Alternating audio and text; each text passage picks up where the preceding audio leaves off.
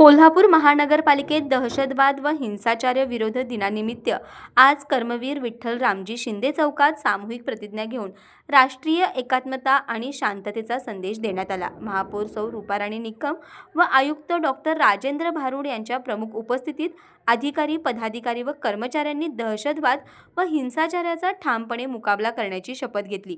आम्ही भारताचे नागरिक अहिंसा व सहिष्णुतेच्या परंपरेशी निष्ठा ठेवून सर्व प्रकारच्या दहशतवाद आणि हिंसाचाराचा आमच्या सर्व शक्तीनिशी मुकाबला करू, अशी प्रतिज्ञा यावेळी करण्यात आली। वरिष्ठ लिपिक तुषार भरसट यांनी प्रतिज्ञेचे वाचन केले।